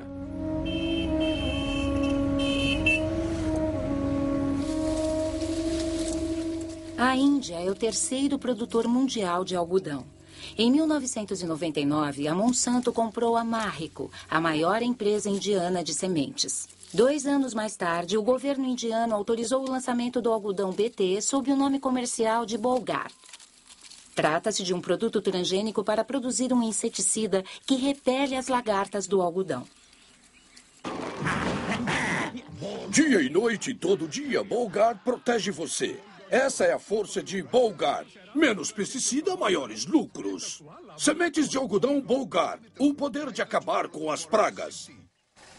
Desde 2001, Kiran Sakari e Abdul Gayam vêm acompanhando de perto o algodão transgênico cultivado por pequenos agricultores no distrito de Warangal. Todo ano, os 2 agrônomos publicam um relatório comparando o algodão transgênico ao convencional, em termos de produtividade e custo de produção. Em 2006, a safra foi destruída por uma doença que atinge o algodão transgênico. Esse é um campo de algodão Bolgar BT. E podemos ver que as plantas foram atacadas na raiz por Rhizoctonia. Está vendo? Se você remover a casca de uma planta saudável, ela não será assim fibrosa. É um caso clássico de infestação de Rhizoctonia. Os agricultores dizem que nunca viram isso, mas em um estudo que publicamos em 2001, nós já tínhamos observado esta doença em algumas plantas BT. Com o tempo, a doença foi se espalhando e ocorrendo em cada vez mais cultivos de algodão BT e em cultivos convencionais também. Eu pessoalmente acho que se trata de uma interação não desejada entre a planta hospedeira na qual o gene foi inserido e o gene que carrega o BT. Isso introduziu uma fraqueza na planta que agora não consegue resistir à Rhizoctonia. No site da Monsanto, eles dizem que o algodão BT reduz o uso de pesticida em 78% e produz melhores safras. Mas é uma mentira descarada. Após 70, 90 dias, você continua tendo de usar pesticida mesmo no algodão BT. Como se explica que tantos agricultores comprem sementes de algodão BT? Veja, os agricultores têm cada vez menos opções. Mesmo que queiram comprar sementes convencionais, eles não as encontram para comprar. Maharashtra, Índia.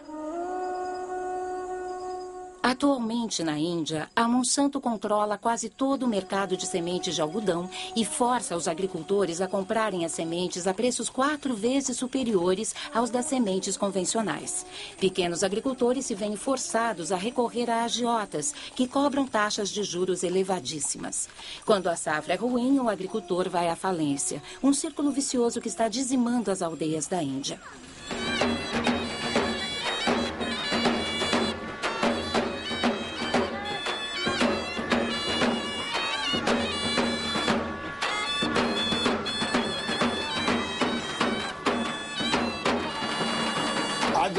Por que ele se suicidou? A safra foi muito ruim. Algodão BT? Sim, algodão BT. Alguma outra razão? Dívidas. Quantos anos ele tinha? 25. Ele bebeu 1 litro de pesticida.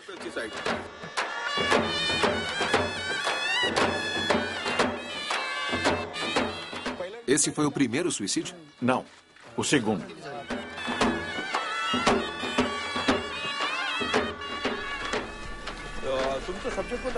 Tragédias como a que acabamos de testemunhar ocorrem 3 vezes por dia na região de Vidarbha, onde o algodão BT foi introduzido em 2005. Claro que o suicídio de agricultores na Índia não é novidade. Mas o algodão transgênico está levando-o a patamares absurdos. Porém, nesta batalha de Davi contra Golias, poucos se atreveram a denunciar este escândalo internacional.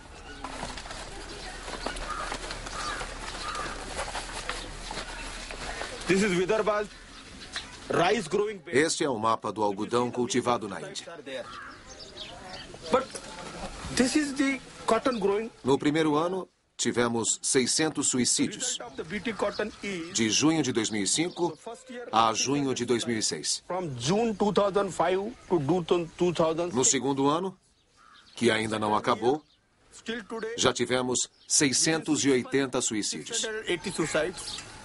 Ou seja, é um desastre. É um desastre absoluto, sim.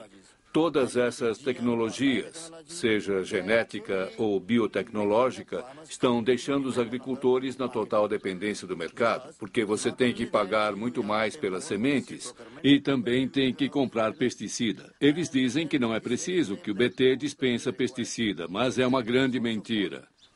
Mas a Monsanto afirma no seu comercial que os cultivos transgênicos foram adaptados para os pequenos agricultores. O que acha disso? Só posso dizer que isso é completamente falso, uma mentira.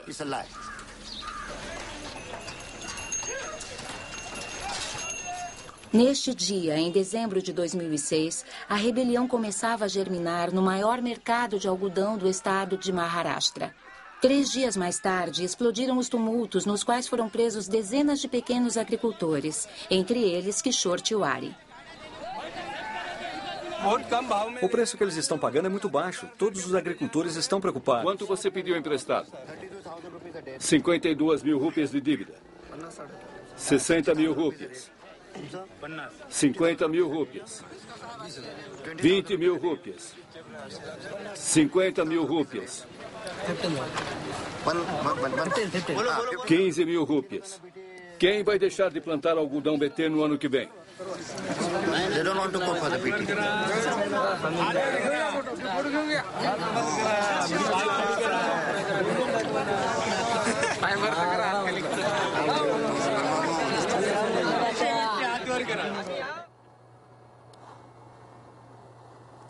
Sementes do Suicídio é o nome do livro da física Vandana Shiva.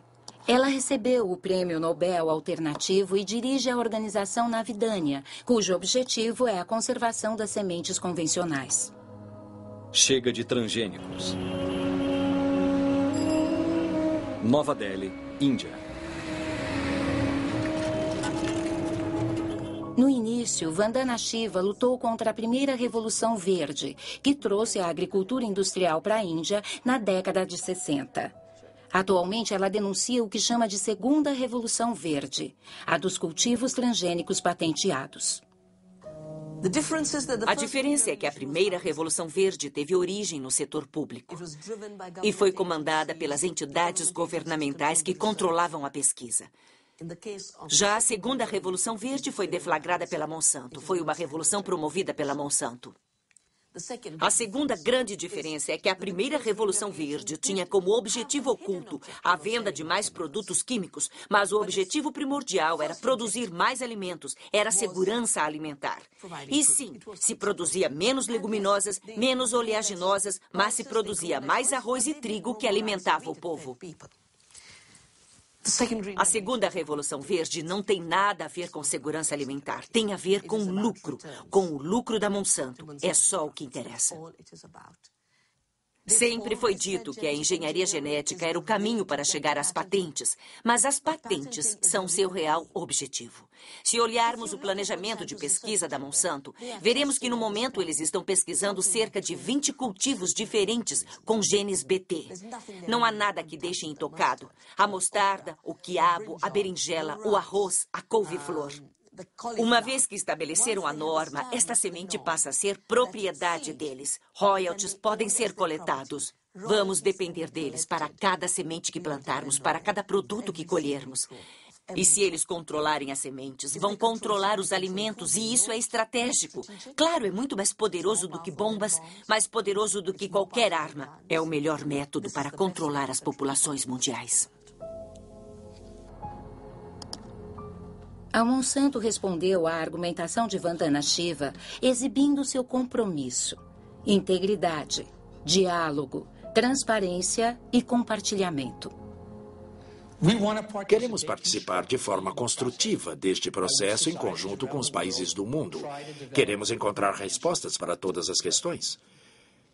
Os produtos precisam ser seguros para o meio ambiente. Precisamos saber como eles vão afetar a biodiversidade, como vão afetar as outras plantas, os insetos e os pássaros. E quanto ao cruzamento genético? O que acontece se os transgênios cruzarem com plantas nativas? Para mim, isso significa, acima de qualquer coisa, escutar atentamente e respeitar todos os pontos de vista. Apesar de sua aparência tranquila, Robert Shapiro tocou em um assunto que preocupa os adversários dos organismos transgênicos: a contaminação transgênica, que a Monsanto prefere denominar de presença acidental que faz parte da natureza. Segundo um estudo dirigido pelo professor Dr. Ignácio Chapela, os transgênicos já contaminaram o milho mexicano. Este estudo, publicado pelo jornal científico Nature, deflagrou uma violenta controvérsia. São Francisco, Califórnia, Estados Unidos. Durante 15 anos, trabalhei com comunidades indígenas em Oaxaca, no México, e elas desenvolveram a capacidade de analisar o seu próprio meio ambiente, elas mesmas. Um dos meus alunos decidiu treinar as pessoas para detectarem organismos transgênicos. Levamos conosco o controle positivo do milho americano, que sabíamos ser transgênico. E estávamos procurando por um controle negativo, quando nos lembramos que o melhor controle negativo seria, sem dúvida, o milho das comunidades locais, que todos acreditávamos ser o mais limpo e o mais preservado de todo o mundo. A grande surpresa foi quando olhamos as amostras locais e vimos que o que acreditávamos ser milho não transgênico já continha DNA transgênico. Foi realmente uma enorme surpresa para nós descobrir que estas espécies locais, cuidadas e mantidas pelas populações indígenas há milhares de anos, já tinham sido atingidas por contaminação transgênica, principalmente dos Estados Unidos. Oaxaca, México. O México é o centro de origem do milho. Mais de 150 variedades locais podem ser encontradas somente na região sul de Oaxaca. Esta enorme biodiversidade é um tesouro, o reservatório genético de milho do mundo. Milhões de agricultores mexicanos o vêm mantendo há milhares de anos. Este milho é para a família? Sim, só para a família. Nós o usamos para fazer tortilhas. Este ano ele ficou em um tamanho ótimo, por isso vamos guardar as sementes para cultivar no ano que vem. Vocês não compram as sementes? Não. Trocam? Sim, é um sistema de troca já tradicional.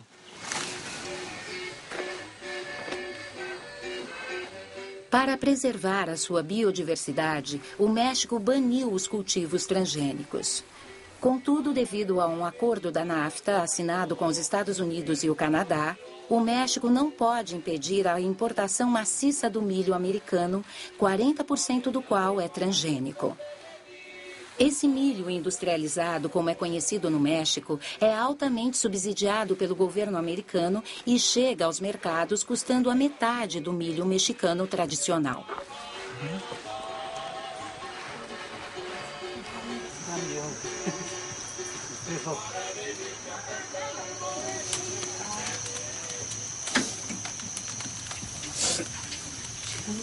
Posso falar com você enquanto faz as suas tortilhas com milho local? Pode. É natural, rende mais. E também alimenta mais, porque vem de um solo puro.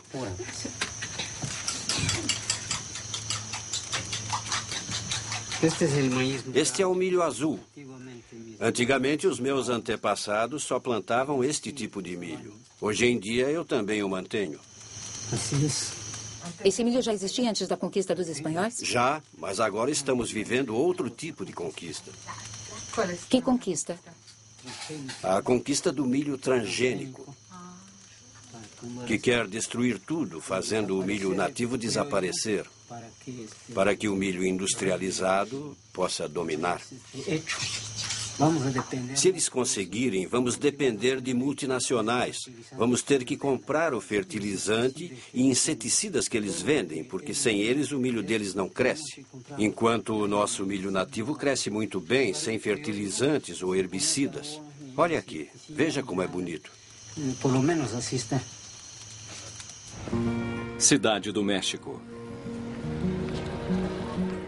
O trabalho de Ignacio Chapela provocou uma reação violenta no México. Desde então, o Instituto Nacional de Ecologia confirmou a contaminação do milho mexicano. Genes de Roundup Ready e BT foram encontrados em milhos de 5 regiões do país. O que aconteceria se o milho transgênico cruzasse com as espécies nativas? A doutora Álvares Buia dirigiu um estudo com uma flor nativa. Ela inseriu o mesmo gene em diversas espécimes e, em seguida, observou seu crescimento. Observamos 2 plantas absolutamente idênticas sob o ponto de vista genético. Em outras palavras, elas tinham o mesmo genoma, o mesmo cromossomo, o mesmo transgene. A única diferença é que o transgene foi inserido em lugares diferentes. Quando se desenvolveram, essas flores tinham fenótipos, quer dizer, formatos bem diferentes. Algumas eram similares às espécies nativas, como esta, com 4 pétalas e 4 sépalas. Mas outras tinham flores anormais, com pelos anormais e pétalas de formatos estranhos. Algumas, então, eram realmente monstruosas. A única diferença nestas plantas foi o local de inserção do transgene, que foi escolhido aleatoriamente. E o que pode acontecer com o milho? No México, uma vez que as sementes de milho transgênico cheguem ao meio ambiente, é muito possível que os transgenes se insiram nos genomas das espécies nativas mexicanas, porque as plantas de milho cruzam naturalmente por pólen trazido pelo vento. Sendo assim, nosso temor é que o milho nativo seja incontrolavelmente afetado. Sierra Juárez, Oaxaca, México. Bom dia. Gostaria de convidá-los para uma palestra sobre as novas doenças que estão afetando o nosso milho devido à contaminação transgênica. Aldo lidera uma organização de povos nativos. Durante 2 anos, conduziu uma campanha de informação nas comunidades de Oaxaca, em cujas plantações os temores de Helena Álvares já foram confirmados. Vou apresentar-lhes algumas fotos de plantas de milho que encontramos na região de Sierra Juárez.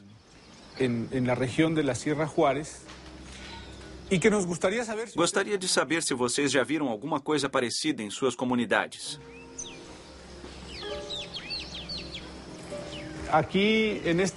Vocês podem ver que há alguma coisa muito estranha acontecendo. Nesta planta, por exemplo, podemos ver uma ramificação de espiga aqui e outra lá. Normalmente o milho não é assim. Temos sempre uma única espiga por folha. Mas vejam, aqui temos 3 espigas saindo da mesma folha. São realmente plantas monstruosas. Enviamos uma amostra para um laboratório de biotecnologia para verificar se essas plantas eram transgênicas. E, infelizmente, o resultado foi positivo.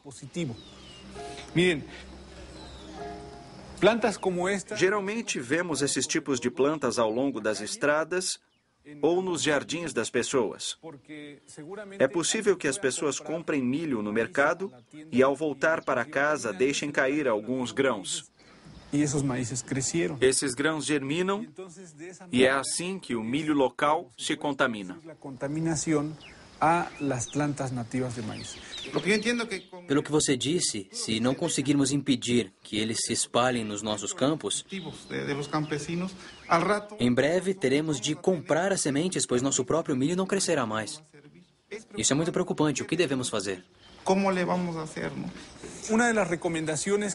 Antes de mais nada, se vocês encontrarem uma planta estranha, devem remover o estame imediatamente, porque é de onde vem o pólen. E sempre devem observar as suas plantas com muita atenção. Você não acha que esta seja mais uma estratégia da Monsanto, que o que eles não conseguiram por meios legais esteja sendo forçado via contaminação? Sim, andamos nos perguntando se essa contaminação não seria intencional. Se o centro de origem do milho for contaminado, o resto do mundo virá atrás. A contaminação beneficia apenas multinacionais como a Monsanto.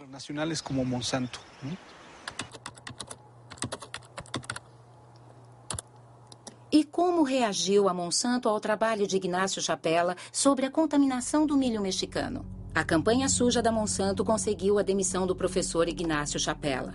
Uma matéria de Jonathan Matthews, que lidera o GM Watch, um serviço de informações sobre organismos modificados geneticamente sediado no sul da Inglaterra.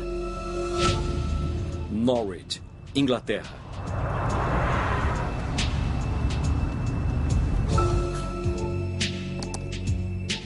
Segundo Jonathan Matthews, Ignacio Chapela foi vítima de uma campanha deflagrada pelo AgBioWorld, um website que apoia os transgênicos. Na véspera da publicação do trabalho na Nature, uma certa Mary Murphy enviou um e-mail que a AgBioWorld distribuiu para milhares de cientistas de todo o mundo. Ela escreveu: os ativistas vão ficar loucos com a notícia de que o milho mexicano foi contaminado pelo milho transgênico. No dia seguinte, uma tal Honduras Metacheck colocou uma segunda mensagem. Primeiro, os ativistas, depois os cientistas. É uma campanha de difamação, sem dúvida. Isto foi o que aconteceu no primeiro dia. Murphy e Metacheck colocando e-mails e outros vindo dizer que temos que nos manifestar sobre isto. Temos que inundar a Nature em e-mails. Temos de dizer para o editor da publicação que este estudo não é válido.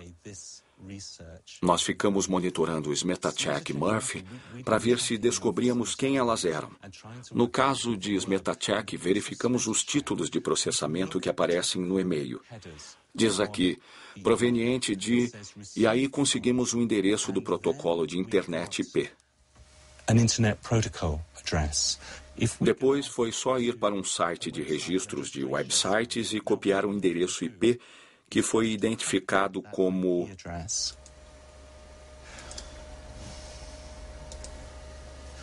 pertencendo à organização Monsanto sediada em St. Louis.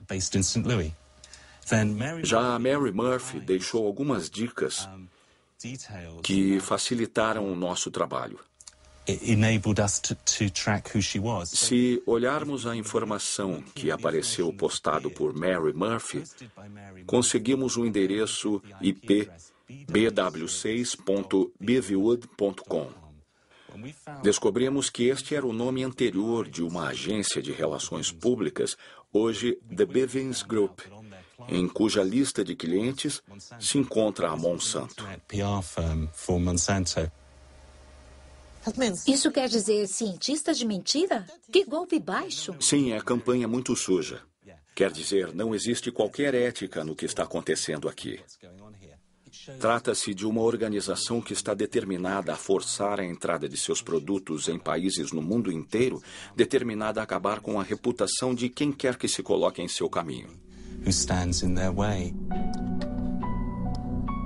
As acusações de Jonathan Matthews foram publicadas na imprensa britânica, mas a Monsanto preferiu ignorá-las. E enquanto continua em sua ascensão sem tréguas, a empresa divulga sua visão de um mundo transgênico no qual as questões da fome e da preservação do meio ambiente serão resolvidas em perfeita harmonia. A experiência demonstra que a coexistência da biotecnologia e de sistemas orgânicos e convencionais não é apenas possível, mas já está ocorrendo pacificamente em todo o mundo.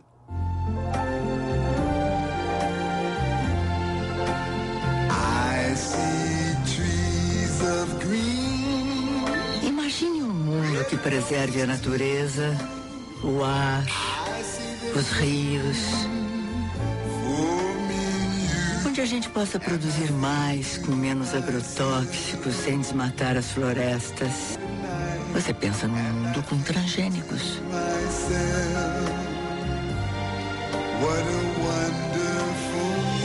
Uma iniciativa Monsanto com apoio da Associação Brasileira de Nutrologia. Paraguai. Esse mundo transgênico já existe na América do Sul, onde cerca de 100 milhões de acres de soja Roundup Ready foram plantados em 2007. Esta conquista do milho começou 10 anos atrás na Argentina, o único país a autorizar oficialmente o cultivo de transgênicos. Desde então, os transgênicos se espalharam misteriosamente pelos países vizinhos, como o Brasil e o Paraguai, que podemos ver aqui. Em 2005, o Paraguai finalmente legalizou os plantios contrabandeados, com o objetivo de reservar a sua soja nativa para as exportações para a Europa, onde os produtos transgênicos devem obrigatoriamente ser rotulados. Mas, na verdade, para o ministro da Agricultura, a conquista já tinha acontecido. Vimos-nos forçados a autorizar as sementes transgênicas porque elas já tinham entrado no país de uma forma, digamos, não ortodoxa. O senhor sabe como elas entraram no país? Pelo mercado negro ou pelo contrabando? Não falamos do mercado negro, mas sim de sacas em branco, porque essas sementes vêm em sacas sem qualquer identificação. O senhor acha que a Monsanto teve alguma coisa a ver nesse contrabando de sementes? É possível que a empresa tenha, vamos dizer, feito algum tipo de promoção de suas sementes. E, como já lhe disse, o governo teve de reagir para autorizar o que, de fato, já estava acontecendo.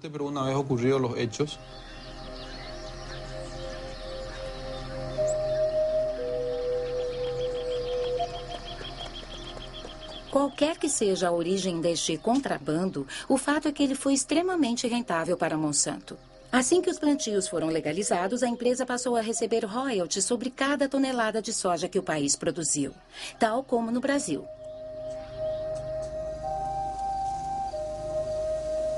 A partir de então, não houve trégua no desmatamento do Paraguai nem na expulsão de pequenos agricultores que se recusaram a entregar seus pequenos lotes de terra.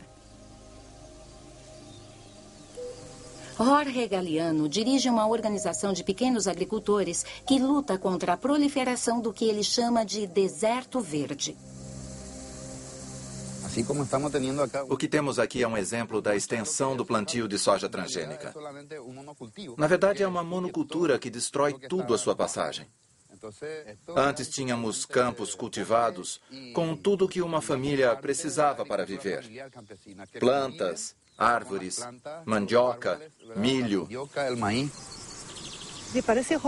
Você acha que os plantios transgênicos podem coexistir com os plantios dos pequenos agricultores? Não, estamos certos que não podem. São dois modelos incompatíveis que não podem coexistir.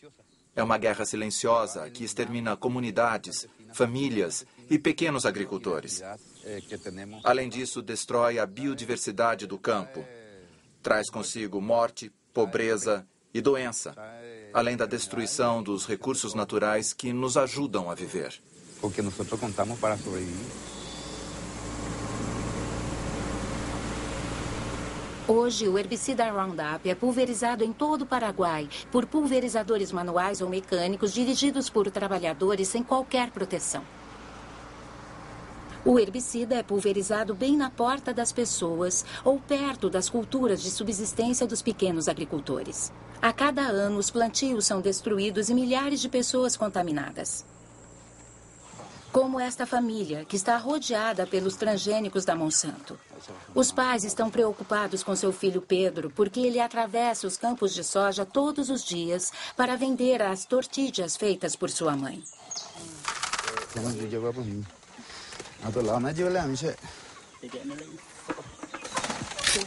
Há quanto tempo ele tem isto? Começou há 15 dias. Começou no pé dele e depois se espalhou. É como sempre começa.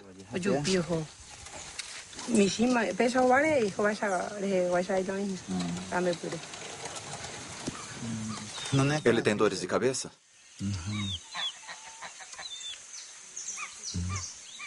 Está comendo? Muito pouco. Hoje ele não comeu o que eu fiz para ele. E tomou apenas um pouco de suco de frutas. E o irmão? Está melhor. Mas é tudo muito difícil. É assim que vivemos. Tomamos água contaminada. Há pouco tempo perdemos 16 patos e gansos. Deram alguns passos e caíram mortos. Duros que nem uma pedra. Eles pulverizaram herbicidas mortais por lá. E quando chove, a água chega até aqui. Como os patos vivem na água, este é o resultado.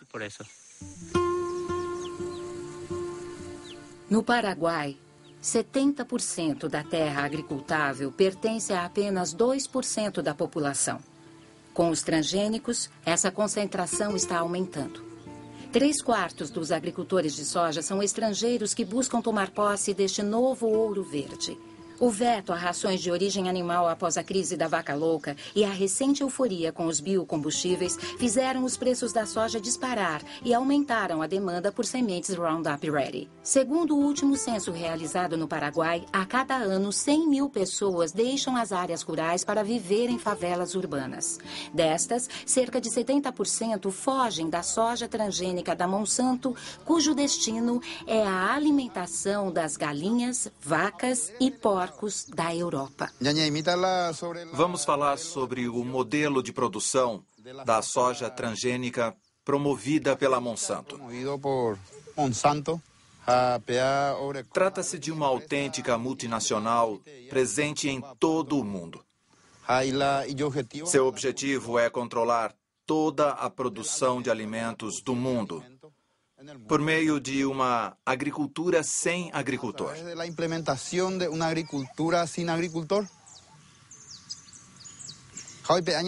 A consequência é que a Monsanto está nos privando de nossa soberania alimentar, da nossa capacidade de alimentarmos a nós mesmos sem depender de ninguém mais. É por isso que dizemos que precisamos lutar por nossa independência, por nossa terra. Precisamos defender nossas comunidades, nossas famílias e o nosso país. No meu caso, a minha família mora na cidade, mas eu não quero ir para lá. Na cidade você tem de comprar tudo, até comida. Aqui, seja o que for que plantarmos, é nosso. Podemos comer o que quisermos. Mas na cidade não é assim. Se você não tiver dinheiro, vai ter de procurar comida nas latas de lixo.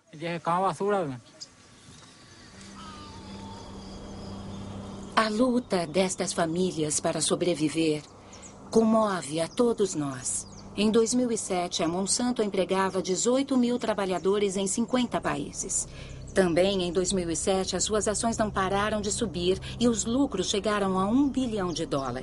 Entre seus acionistas contam-se não apenas fundos de pensão e bancos, mas também milhares de pequenos investidores.